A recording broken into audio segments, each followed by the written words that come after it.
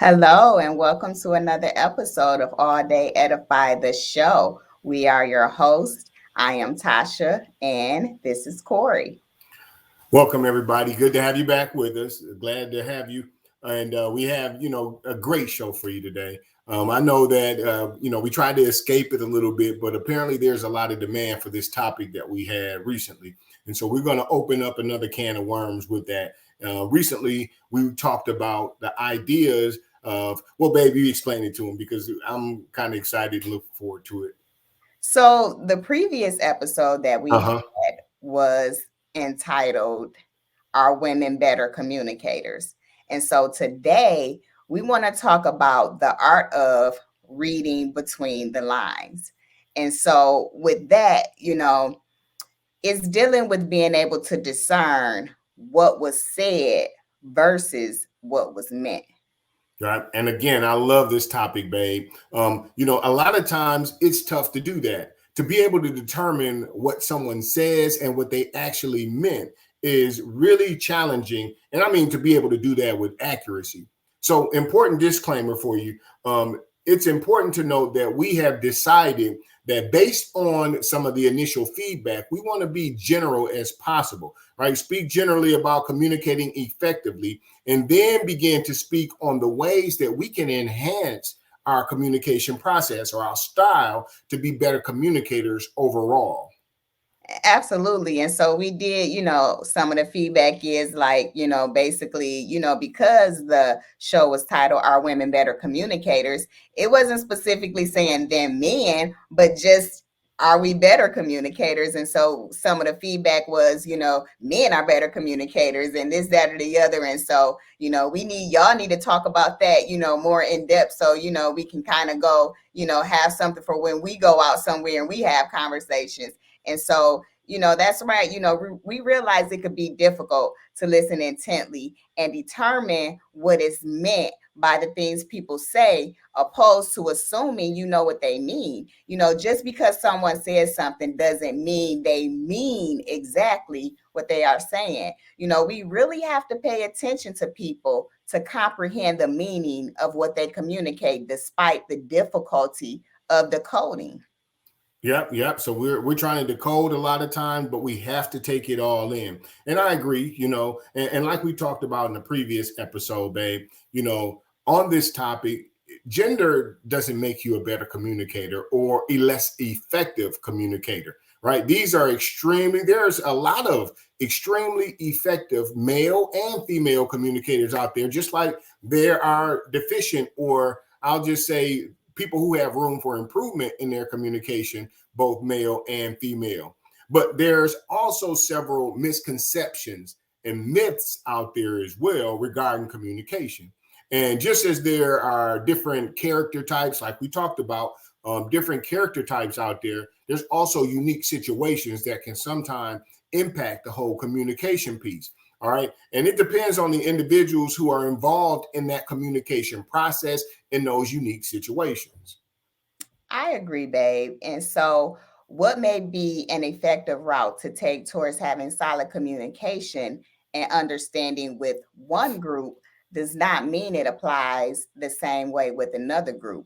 I mean, we see it all the time in professional settings where you can have a group where they work effectively together, and you can change that setting by adding someone to the group, removing someone, or even adding pressure to the situation, and everything changes. Yeah, absolutely. And so people become better at communicating with each other. A lot of times it's based on their familiarity with somebody. This is why it's so easy to have things that you say be taken out of context in the early stages of you developing a relationship with somebody. The words that we speak, are subject to interpretation of that person who's a receiver. So if that person that's receiving that message don't really know you really well, they can take it wrong real easily. Say, for instance, you have a certain sense of humor, and you may have a certain level of sarcasm you like to throw in your conversations. For a person that don't know you, that's a lot to read into, right? So when we speak, what we got to do is work on being effective and also being fair to that person as that relationship is developing more, as you're becoming more familiar with people. Just really kind of keep it plain, right? So then that way you can gauge how your words are going to be received, whether this is somebody who is able to receive sarcasm or humor and not take it the wrong way. Otherwise, you'll further complicate your growing familiar with them as you become more accustomed to communicating with them. I think that is so key, understanding, people, because like you just mentioned with the whole somebody being sarcastic or, things like that, it's like because you can easily take what somebody say out of context because you don't know their character, you don't know who they are. And sometimes some people might need to keep that sarcasm to themselves based on who they're communicating because they know that that person is not going to get their personality, their humor. Right. And the main thing is you want to be impactful when you communicate, right? And so all that sometimes in the communication process, they call that noise. Take the noise out of it because like you were saying last time, who's the star? The message. The Yeah, yeah. message. Yep. And so, yeah, absolutely. The message is the star of the show. And, that brings us to this quote, that we discovered as we were putting this together. And this is a very real quote, and it applies to all areas of the communication process, and it says that just because I know what I said doesn't mean I know what you heard. And so Hmm. that's really powerful because a lot of times when we say stuff, we think that people receive it the way that we intended for them to hear it. And so this is very powerful. Just because I know what I said doesn't mean I know what you heard. Yeah. Yeah. I don't know your filter. You know what I'm saying? How real is that? This is proof that it's possible for there to be two different conversations, two different messages being conveyed out there when there's a disconnect in the understanding of the sender and the receiver. Now, additionally, we found also that there are some other statistics which we pulled. This is 2021, but from 2020 data. And it says that in a recent survey, right, of the 100% of the companies or organizations that were surveyed, 74% of them said that their employees at their company are now working remotely. That's like 3/4 of everybody that was surveyed. Wow. And which is interesting because that same survey said that 97% of employees believe that communication impacts their everyday task. And 28% of employees cite poor communication as the reason for not being able to deliver work on time. And so miscommunication cost companies with 100 plus employees an average of $420,000 per year. And so, lastly, on here, it talks about how 86% of corporate executives, educators, and employees cite ineffective communication and poor collaboration as reasons for failures in the workplace. Absolutely. And that's not a total of $420,000. That's an average of $420,000. And so the obvious point being that effective communication or ineffective communication can impact productivity. And so if you're not able to effectively communicate, it's going to hurt you. And the same thing goes with our personal lives. And that's the comparison that we want to make is that if it can hurt you in a financial sense this impactfully on a professional level, it's going to hurt you in your personal too. It may not be the same kind of dollar figures, but it's going to hurt you. So this is saying that organizations that were previously primarily working in person that have become now very dependent on the Zoom calls, very dependent on emails and text messages and these things and phone calls to communicate, right? So these are people who realize that communication is a big deal. Like they said, like 97% of them says that, hey, man, communication is huge And it can impact our day-to-day tasks. And 28% of these employees are saying that, it impacts me even being able to deliver my work on time. If somebody's not giving me clear directions on what their expectations are, on me performing my tasks, I know you deal with that a lot, babe, sometimes. But if somebody is not giving me clear direction, it makes it difficult, right? And so, yes, I want to be successful. I want the organization to be successful. I want my personal relationships to be successful. Yet they still fail because it's so difficult to get it right 100% of the time in the communication process, whether in person or virtual. Okay. And so we're talking about a change in setting. So the nonverbal facial expressions, body language are no longer dynamics. So change in communication filters where people aren't able to maybe spend as much time clarifying content that is shared and have engaged dialogue as readily available. And it produces a change in results. Yeah, and that so I can imagine sometimes we have these departmental meetings and everybody's relying on their go-to individuals to kind of gauge what is their facial expression saying. How should I read between the lines in terms of what the boss is saying or what someone else is conveying based on one another's body language? So correct. The end result in all of this, babe, is for us to be effective, right? And less effective communication when there's a disconnect with the factors that plays a role in how the message between the sender and the receiver is passed. So if you take out the things that we rely on so heavily, again, based on familiarity, you take those crutches away from us in the communication process. Oh man, it gets real challenging there. Absolutely. And so that is so real. And so today, we're going to talk about how this applies to other relationships and interactions in our lives, specifically our day to day, non professional interactions. Yep, absolutely. So many different unspoken meanings. You got to really read between the lines, like what is being conveyed, right? In a personal communication with people and like in the professional groups and workplace familiarity. So until you work with a person long enough to develop familiarity, or until you have enough familiarity in that personal relationship to where you can kind of feel what they're saying or get an idea of what they want to say, especially in really difficult, challenging, like we call them, the hard conversations. Until you get an understanding of what they're trying to convey, you can completely misread that. All right. And so, babe, can you give us just some examples, so then that way we can kind of talk a little bit more in detail. Okay, so let's start with this one. Never mind. Oh, On one man. hand, for example, a person can ask you to do something, and if you delay in responding to their request, they may say, never mind, or they may say, never mind, I can do it myself. Now, babe, how would you perceive that?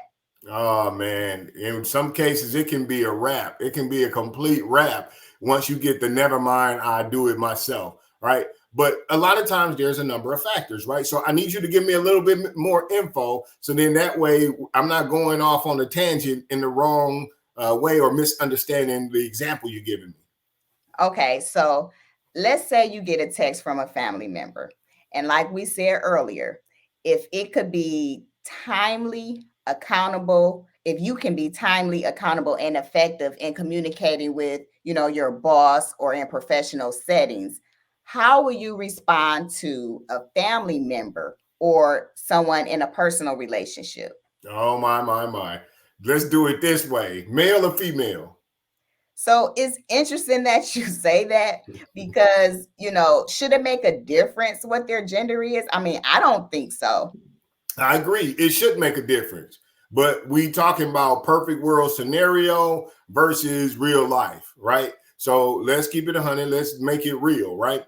Because I know that, like, never mind dealing with a man who, in my family member, somebody who I have a close involvement with, that can be completely different.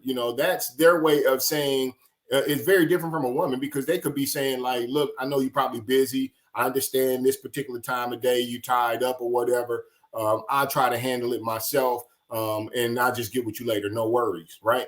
But for a woman, and I won't just say just in my family, but for a woman, man, that has different meaning. A woman saying, never mind, I just do it myself, that takes on a whole different meaning.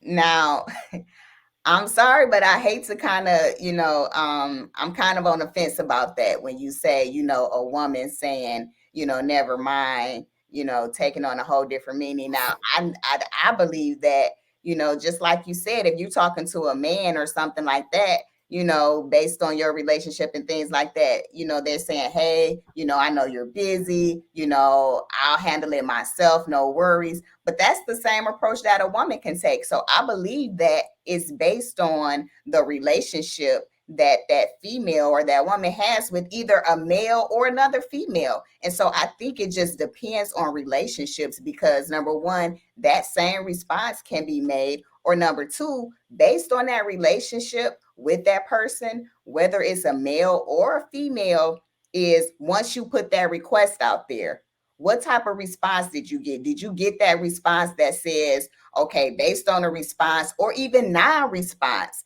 that number one, they're going to take their time fulfilling the request that you're asking for, or they're not going to do it at all. So I think that based on the response that you get from that person that you have that relationship with determines your response, because now it's like, okay, I know that response, so they're not going to do it when I need it done. And they should know me well enough to know that I'm going to say, never mind, I'll do it myself, or I'm going to get somebody else to do it. Right, right. So when you say the response, you're talking about the follow-up response that you get from them.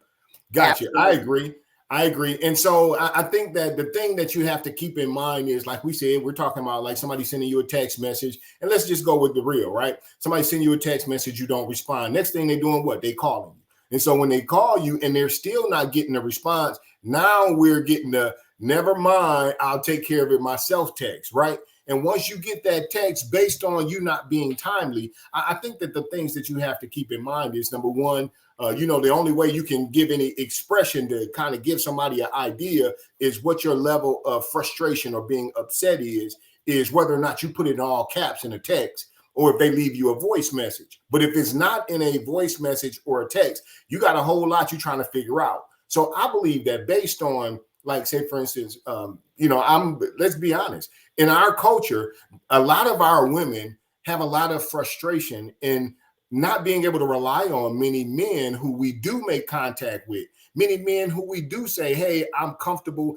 in asking you to do a favor for me. And so because of that, my thought process is, I understand that. I understand that you probably can't count on anybody else to help you in this situation other than me. Okay, so we benefit from this being, like a few reliable people that women can call on for things. We benefit from it in many ways. However, sometimes we are struggling with being able to reciprocate being reliable or being valued at that level. So I owe it to that person. When I call them, my follow-up is, hey, look, I was tied up with this. Otherwise, I would have called you back, but I was just busy. So what can I help you with?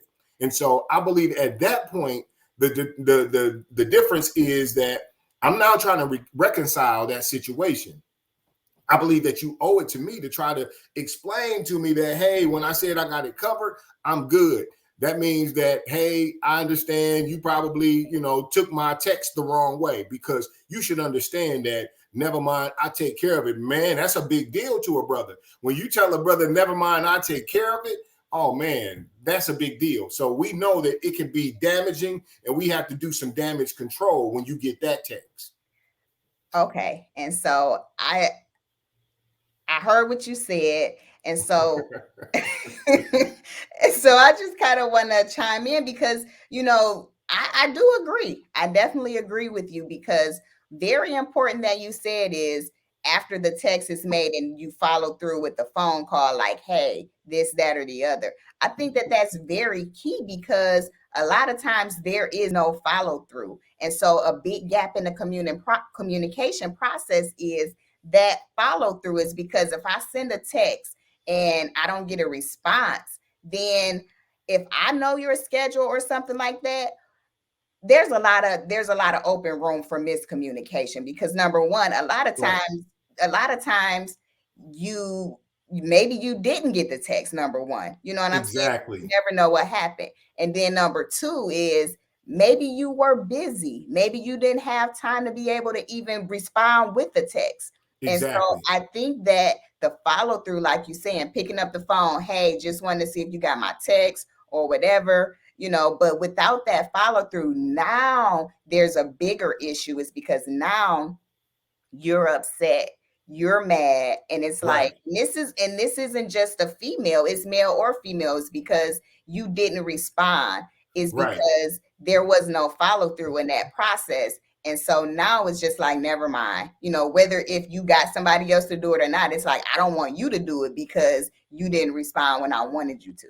Right. And that moves on to the other point, because a person has to decide whether or not they're going to be spiteful. So if you still on some, never mind, I do it by myself, after I'm trying to reconcile the situation and saying like, oh, I'm free now. I didn't get your text. I didn't get your call. Sorry about that, but I'm free now. And so you have to decide, that person that is asking for some help or support, or sent out the text or the call, left a voice message. You have to decide if you want to get over or hold a grudge in that situation. And sometimes the next response coming from that person who is now upset or frustrated is, you don't have to do that. Thank you. I'm all set. I appreciate you calling me back. So now we see what's actually taking place is the consequence, which is making matters worse. You're adding tension to the situation. You adding tension to a situation that I'm attempting to reconcile. Now you're making it real difficult for us to just move on. And I get it. I get the frustration. I get the you didn't call because you didn't need help. You called because you needed help. But there's an opportunity to either hold a grudge or move on. And many times what's read in the that's okay, I don't need help, if I'm reading between the lines the right way, now you still holding a grudge because you didn't say, oh, I completely understand, right? Because we're saying what's meant and what's said, right? What you didn't say was, I completely understand. You were tied up. I get it. I got it taken care of. So thank you. No, instead you said, no, you don't have to do that, which is the same thing as saying, I don't want you to do anything for me. Don't try to get off the hook now, right? I am upset about that. And so now are you holding me in unforgiveness? Are you believing my explanation why I wasn't available? Or are you just trying to make it difficult unnecessarily? And that can be avoided. You're absolutely right. It can be avoided. And that's why I said I agree, because, if that follow through doesn't happen, it just opens the door for so much miscommunication. It opens up the door for, a disagreement. Somebody being mad at somebody else. And it's all because of the miscommunication. And so that's why when we're talking about communication, it's a big deal. And you have to, sometimes you may feel like you doing too much, or you feel like you're doing too much by the extra follow through. It's like, I shouldn't have to do all that. But yes, you should. If you want to continue to have a productive, effective relationship with somebody, you have to go the extra mile in the communication process, because even with text messages or things like that, things can be taken out of context, but the non-communication can also be taken out of context, because sometimes people can't read that you're upset and that you're mad. And then, like the quote said, just because you heard what I said doesn't mean that I know you heard the way that I said it or the way my intent was. And so, I mean, it's just a lot of things that could be taken out of context. So we're going the extra mile to get that understanding is very important. Absolutely. So going the extra mile to explain yourself, because you know who you're dealing with. We're talking about familiarity, right? We're talking about reading between the lines. We're talking about what's said versus what was not said and what was meant, right? So you go the extra mile to give the explanation. You go the extra mile to make yourself available, regardless of the timeliness or that person's sense of urgency and needing you at that time. You go the extra mile to make it known that, hey, I apologize, I wasn't available, but I was tied up. What's up? You got me now. I got you. What's up? And so the same thing goes for that person who is initiating the communication. There has to be an effort to go the extra mile to say, hey, you know me well enough to know, and based on the text I sent you, I was initially upset, or I was not as upset as you might have thought I was. I'm just letting you know that you didn't have to worry about it. There has to be an extra mile effort both to explain and to reconcile by both parties, because if you don't tell me that you understood, or if I get the impression that, and this is where men, sometimes we look at it is, if I get the impression that now you're trying to flip this and manipulate our relationship because I failed you in this situation, now you sending the message to me that I have to decide whether or not you good on me trying to explain myself the same way in the future. Because if you're not receiving that with, I forgive you, it ain't a big deal, I understand. If you're not receiving it with that, then now I'm starting to feel like you're not reconciling or going the extra mile to help me reconcile the fact that I kind of feel like I let you down. And this is because we fully understand that a lot of times our women in our culture have to deal with disappointment and failure. And if I'm someone that you can rely on, I want you to know that I got your back. You can rely on me. But don't abuse that by not acting like you understand my explanation. Then it's a problem. And I mean, I truly believe that, you know, from a woman's perspective, there are a lot of effective women communicators. And so, you know, I just, you know, I don't think that there's, you know, women are better communicators than men, or men are better communicators than women. I think that the core of it is, you know, relationships. You know, Absolutely. what type of relationship do you have with that individual, or do you even have a relationship with that individual? And then Because here's the other part, babe. What kind of relationship do you want to have moving forward? Because that one situation don't have to define your relationship. It's a matter of, again, we talked about it before, your bounce back. What's your bounce back like? It happened, it's over with. What is your bounce back going to be after I come through and explain that, boom, I didn't mean to let you down, but I got your back. It's over with. What's up? Don't be upset at me that I'm ready to move on and let you know that and show you that I didn't mean to fail you, but I got your back moving forward. Let's move ahead. What do you want the relationship to be like from that point forward? And if you really want it to absolutely, grow and to flourish, then you got to be willing to put stuff behind you, both males and females. You know, you can't get absolutely, upset that yeah. she was frustrated and you let her down or you didn't respond. Only you know whether or not you are available to respond in a timely way. So you have to be ready to explain yourself, because we rely on very few people, right?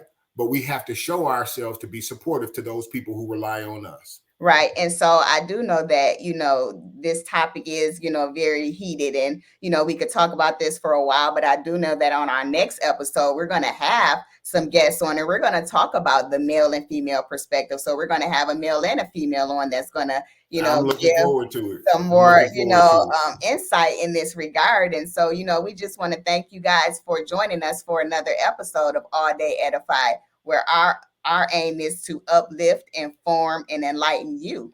All day, every day. Do you provide human services? Are you an entrepreneur that contributes to society? Do you have access to tools and resources that facilitate growth and development? Come be a guest on our show. You can email us at alldayedify@gmail.com, or send us a message on our Facebook page at All Day Edify.